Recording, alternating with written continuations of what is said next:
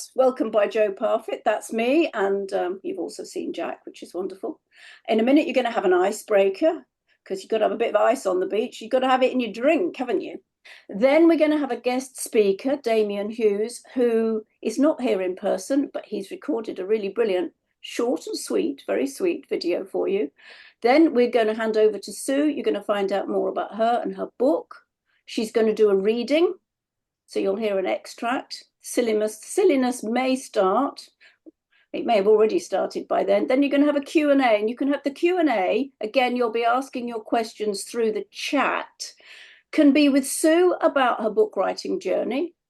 But if you'd like, it can also be with me about something to do with the writing and publishing journey, if you would like. And then, because we're going to make you stay for at least an hour, you're going to have the competition where you can win signed bookmarks, but also there was something else. You can win free coaching sessions, which is very exciting. And then we're going to do the best thing of the whole evening is have a drink, and then we're going to turn the microphones off, and then you can have an open Q&A. So the first Q&A will be through the chat, and then the next Q&A will be live, and then you can stay here till way past bedtime if you like.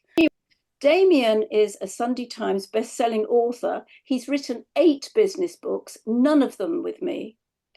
They cover things on the psychology of high-performance teams, culture, leaders, and change. He is the co-host of the High Performance podcast, where he interviews elite performers from business, sport, and art. So that sounds like one we should be listening to. He can't be with us today, sadly, but he has sent a video. It does only last about 5 minutes, so it's not going to take up the whole of the evening, but he does have some absolute gems in there. So I hope you're really going to enjoy it. So take it away, Damian. Hello, my name's Damian Hughes, and it's a real pleasure and a privilege to be with you this evening to celebrate the launch of Sue's amazing book, Sink Then Swim.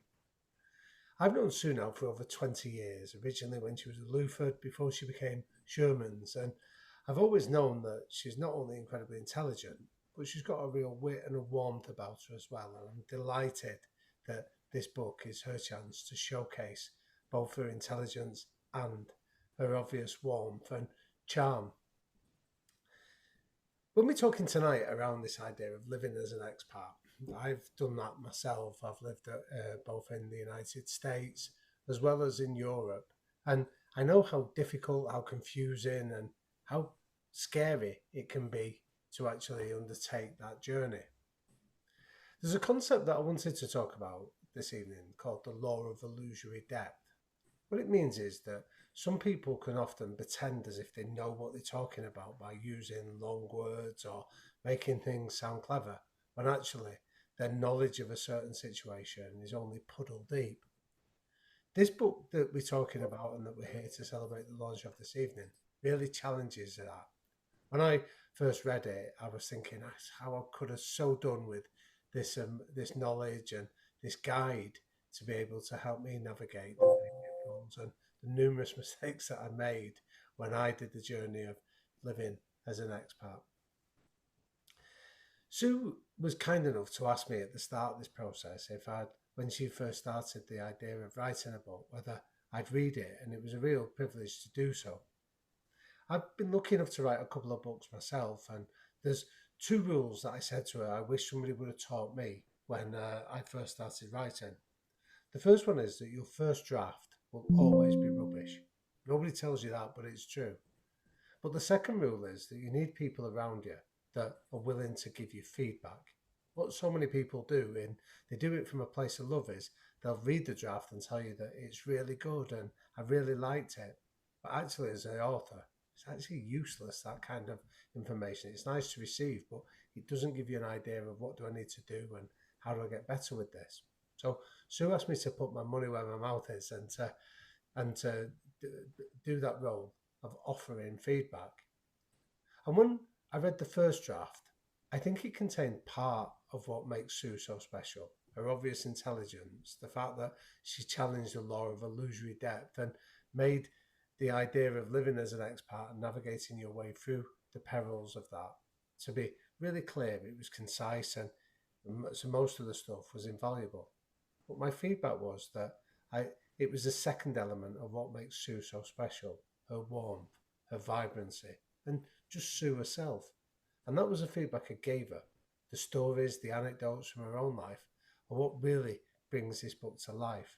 So I was delighted that when she sent me the revised version, after how many drafts, I don't know, it contained so much more of the person that we're here to celebrate. It contains so much about Sue and what makes her so incredible, but also her own journey as an expat, from leaving the wilds of Doncaster and going to, first of all, the Scandics before settling in the Netherlands.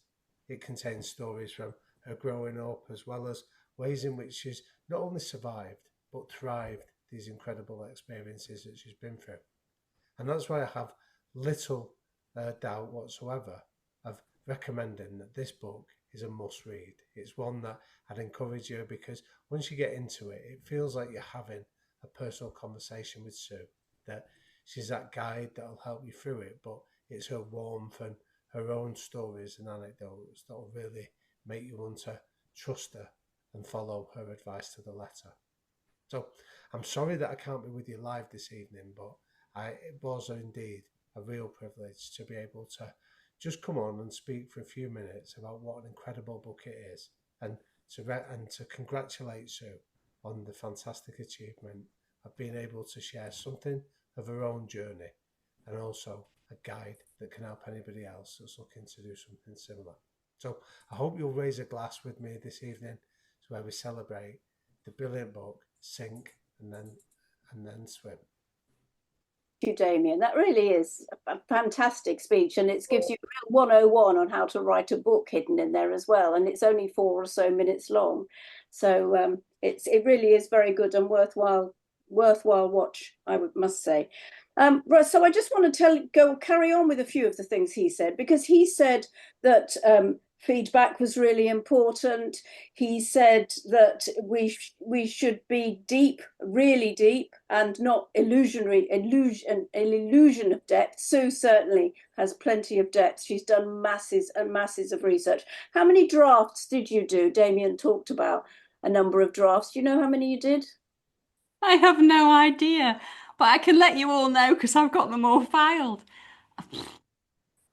It's a lot, isn't it? It's a lot. It's a lot. I've got 30 ringing in my head right now, but yes, it could be about it's probably more than that, because you do a chapter and you're redoing the chapter over and over and over again, and then you move on to the next one and you're doing that over and over again. So I don't know, it's a lot. So it was a huge learning curve, writing the book for the first time, because you're learning how to write a book as well as writing the book. Yeah. Absolutely, absolutely. Well, I would just like to continue this theme of this evening and just give you some visual clues about what else you need to do when you go to the beach and B, write a book. Well, the first thing is you need to have glasses, because you have to examine you have to examine your own life. You have to be vulnerable. You have to be authentic. And well, let's not talk about the forensic detail with which we have to proofread it, as Paddy, the proofreader, our wonderful proofreader, knows so well.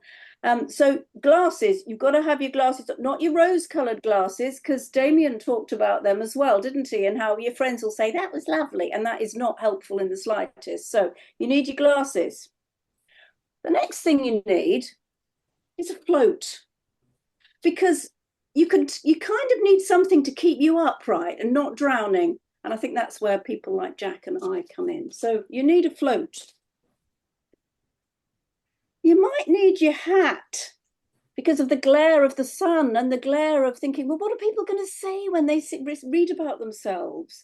And then what about you and your fame afterwards, and being put on the spot? So you need that too. What else do I need? Oh, yes, I need some flip-flops, because those beaches can be really pebbly and there are some really nasty things you might encounter along the way. So it's good to get yourself protected.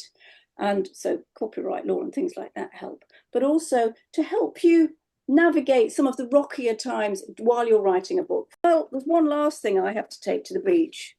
I have to take a book. I have to take a good book to the beach. Yeah, exactly. That's what I need.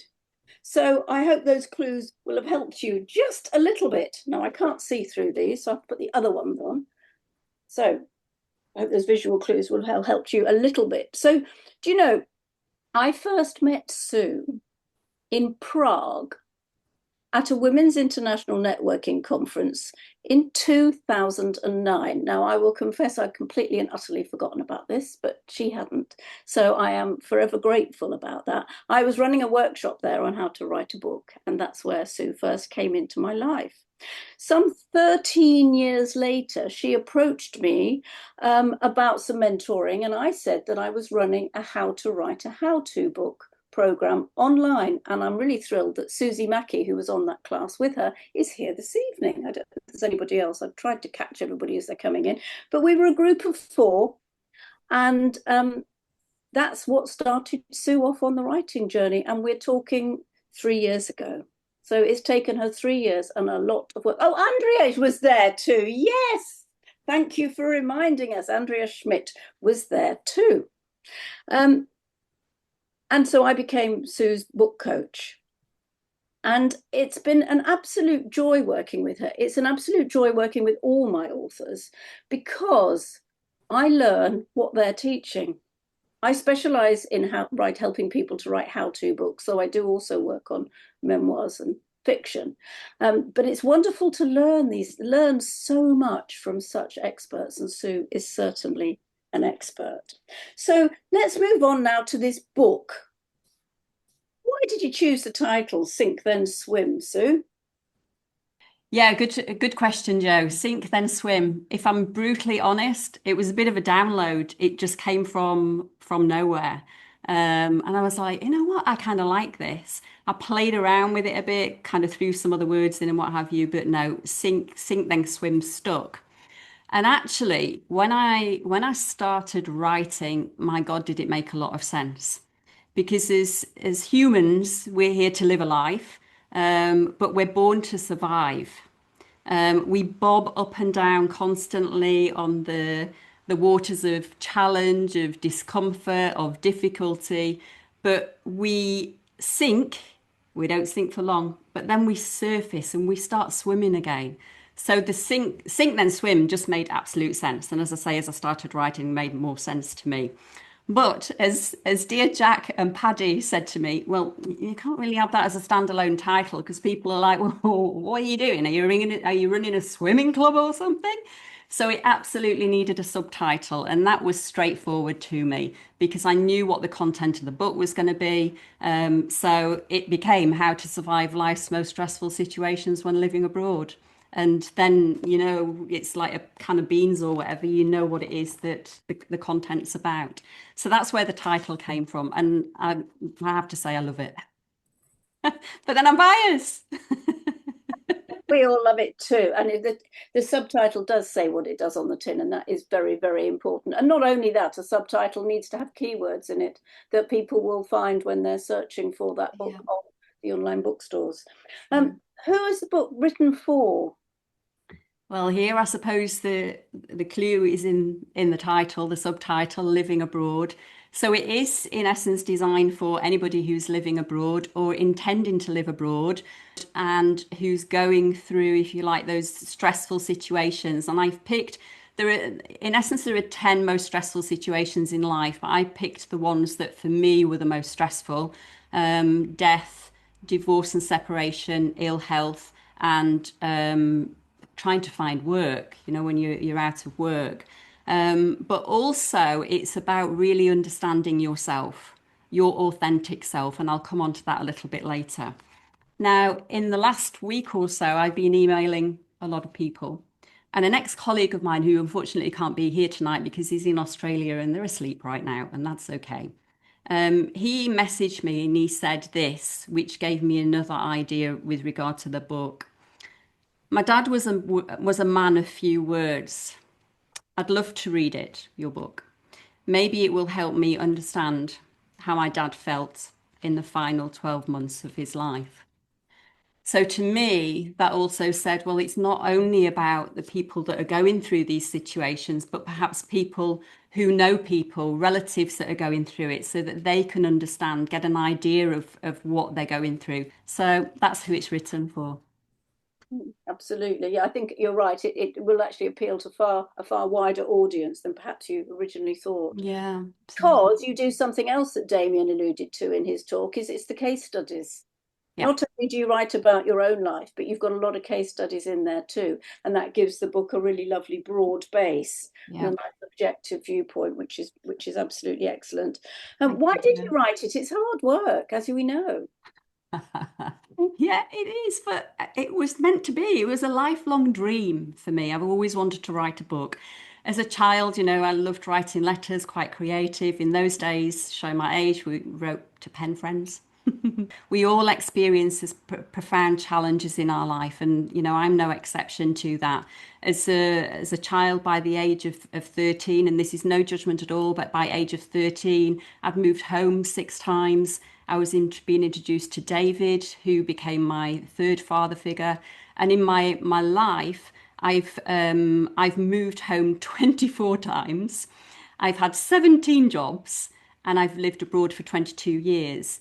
And in the time of living abroad, I've experienced the loss of family members. I've lived apart from my husband because I couldn't find work. So we were commuting for a good year. I have experienced ill health and, of course, still going through that journey. And also trying to find work was just at times quite difficult as well. So I've been there, I've done that, and I've worn the t-shirt, as the phrase goes.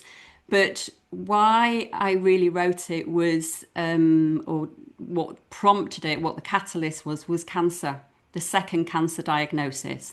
It was that gift that kept giving.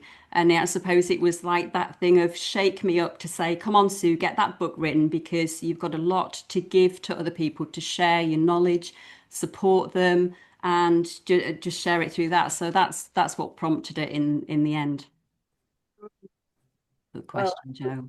it's sometimes you need something like that to happen to be the catalyst. You're right. You're You absolutely fulfill your right. dreams, don't you? Yeah. I was going to ask you what the book is about. You've kind of already told us because the subtitle is so clear. But is there anything else you'd like to add? Yeah, quite a bit.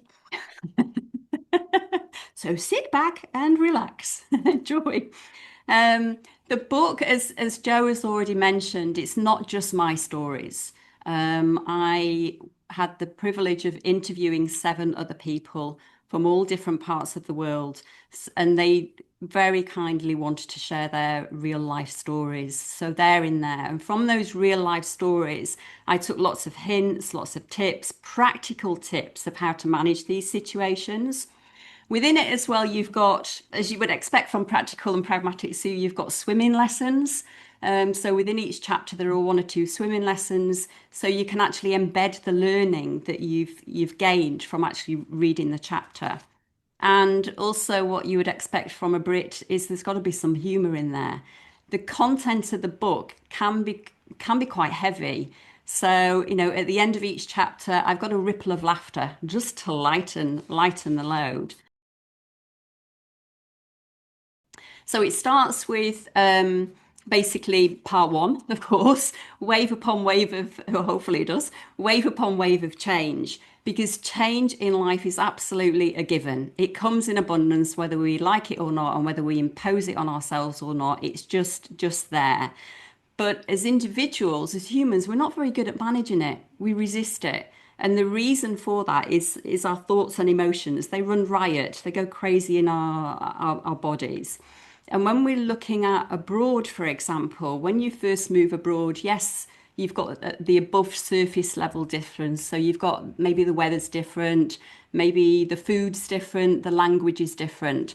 For those of you that were on the call right at the beginning, I played a piece of music. Thank you, Anton. And it's in German. And I loved the music, but yeah, the words I've got no idea. For those of you in the room that speak German, you would have got it. But for the rest of it, it's like I have no idea what that song was about. It was about the blue boat and what have you. But this is what you're up against when you move to a foreign country. Even if you've tried to learn the language, when you're there are all kinds of nuances that make it very, very difficult. But then underneath the surface, you've got even more complexity. You've got the values, the norms, the way things are done in a new country. And boy, can that be a bit challenging because you're trying to embrace all that can be quite difficult and you can lose yourself along the way. So that's part one, all about change. And part two is titled Deep Dive into Who You Really Are. And this section is all about what makes you you, because it's so important that what happens when you live abroad is, you've all heard the phrase, when in Rome, do what the Romans do, which means, okay, I go to Italy and I have to do everything the Italians do. But if you do that, you lose yourself. You're trying to fit in and you can become a shadow of your former self. So this particular chapter is about understanding your values, what's really important to you in life, as well as understanding and getting to grips with what your strengths are. And your strengths are things that you enjoy doing, as well as what you're good at. If you mold those two together, then you're in a far better position in order to manage life's challenges that are thrown at us. Because as soon as you start to dilute who you are and you become like the locals, then you're losing a bit of your edge and you lose a bit of your confidence, if not a lot of your confidence. So that's why part two covers the deep dive into who you really are. And it's important to keep checking on that at regular intervals. Because yes, we change, we'll take on some of the values of the local country because we want to embrace those. And then we've got part three. Part three is the biggest chunk of the book. And this is where the stories are from all the people that I had the privilege of interviewing. So here we start with the stories of living abroad, and each one shares the circumstances in which they sank and then when they sang, and what the tips were, and the practical tips and actions, if you like, that can get you through those difficult circumstances. They also share how they get leggy. Get leggy is something that I introduced in chapter one, which is how to manage effectively your thoughts and emotions that can run riot. So they talk about how they got leggy, and they also told me about which values and strengths really enabled them to manage those situations in terms of living abroad. Then we move on to the next chapter, which is about death of a relative, preparing for the worst. This is when Anna and Pauline shared their stories. Anna lost her cousin, who she called her big sister because they'd lived together from being children. She lost a big sister to cancer during the pandemic time. Had to say goodbye to her big sister over the phone. Then we move on to Pauline. Pauline lost her dad to ill health, and literally 9 months later lost her mum. Took her whole family from the Netherlands, and they all went down to Spain to look after her parents. So temporarily moved and managed to work from home thanks to her employers. But very, very distressing story. But she got through it. She survived. Then we move on to the next chapter in part three, which is divorce and separation, titled Ugly Storms Don't Last Forever, but boy, can they be ugly. This is where Nicole and Laura shared their stories. Nicole met her partner, moved from Canada to Belgium, and yeah, soon after being here, realized something was not quite in their relationship, and she went through a very ugly divorce.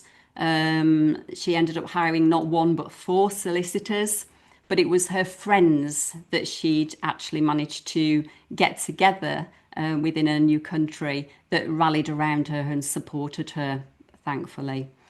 Laura moved to Norway from Croatia, and she moved there to be with her partner. Within literally days, she had a blazing row with her partner. She was more or less, well, she was imprisoned in Norway for a year. She could not leave. She had to fight for the custody of her son during that period.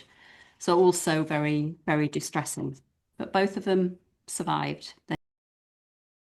Then we move on to ill health. This is dealing with the unthinkable. That's the title that I've called it. This is where both Matilda and I share our stories. Matilda, nothing was more important to Matilda than her family. The problem was her mum lived in Italy. She lived in Belgium, but she was working between the UK and Africa with her work.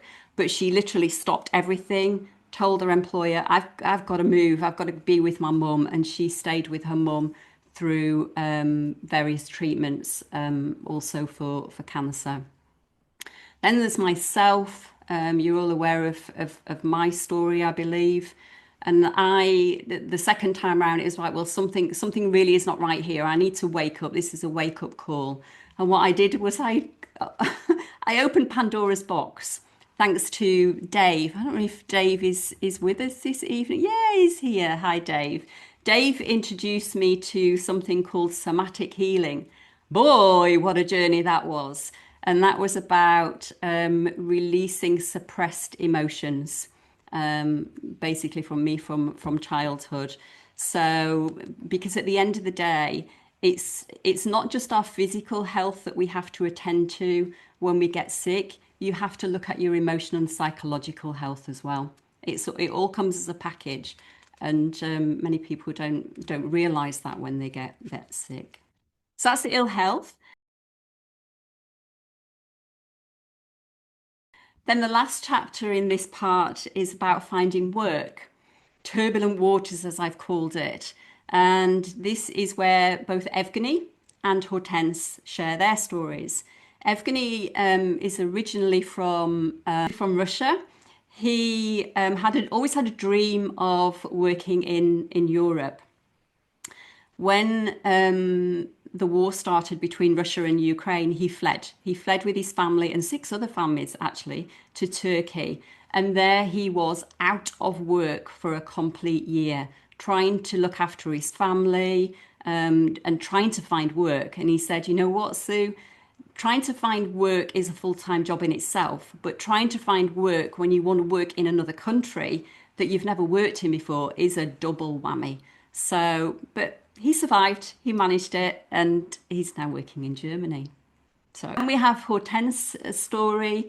She's originally from the US, currently living in Norway. Her challenges were that when she was searching for work, she was forever being given temporary contracts. So she was just hopping from one temporary contract to another in positions that were just not fully utilizing her skills or experience or intelligence, etc. So it was a real challenge. And she said to me, took 20 years for a headhunter to get on the phone. So that's the reality often when we move abroad and we have no job to go to. So that's part 3. It is the biggest part of the book, and the reason for that is because stories are great in terms of teaching us lots and lots of lessons. The 4th part of the book, the final part of the book, is titled Crest of a Wave, and this is where you've got all the tips, the knowledge, etc. But how can I better master my life abroad? And this is where I talk about mastering your own values and strengths. Also developing values and strengths of the people that I interviewed. What values and strengths were they using, and how can they become your own? And also embracing what I've called the ABC of self. Really getting selfish, putting yourself first. So what next? I'm going to do a reading from the book. Bear with me. Oh, Joe. I am going to slip into something more comfortable. Just bear with me. Are you ready? I'm ready.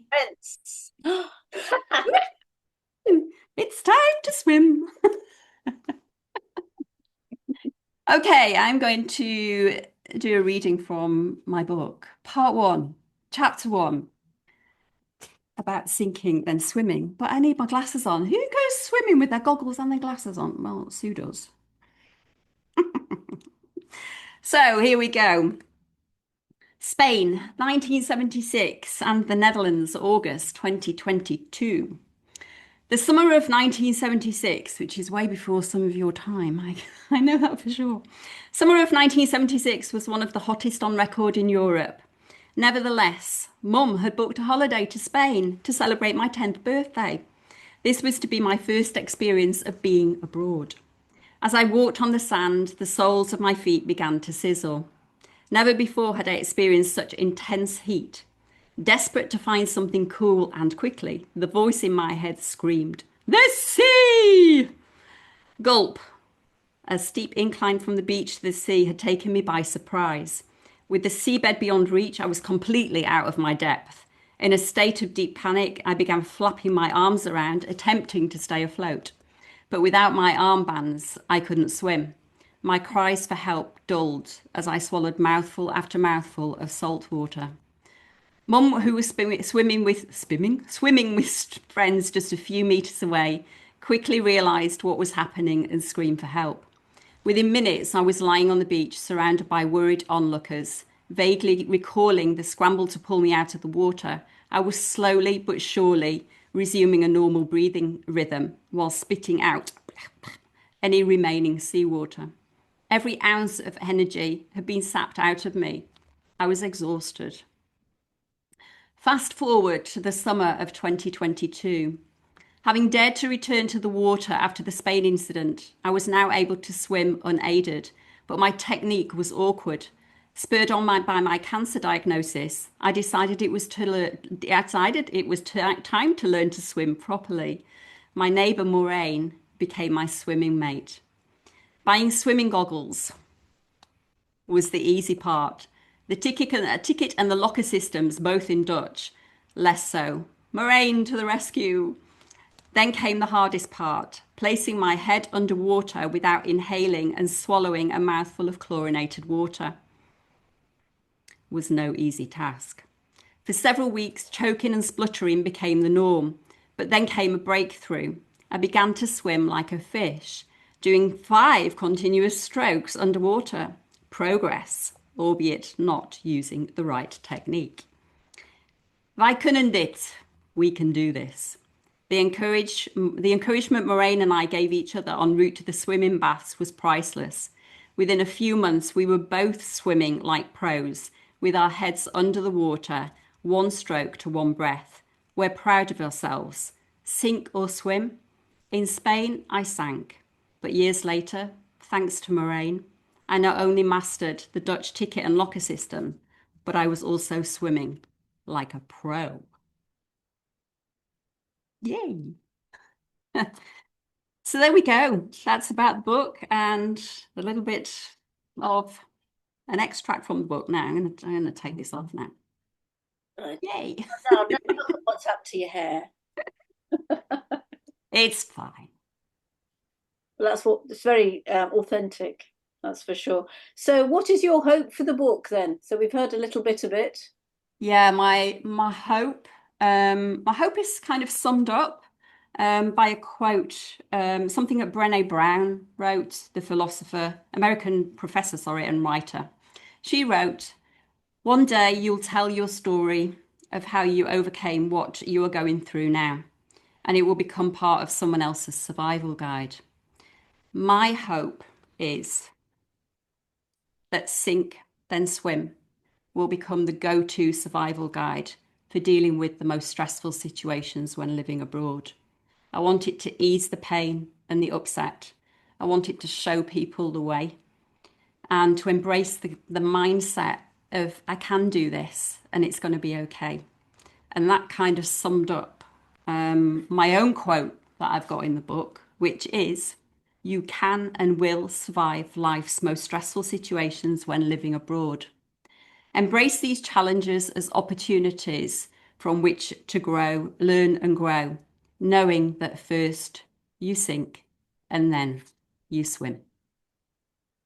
Thank you. That was a great quote from you, and a really great quote from Brené Brown as well.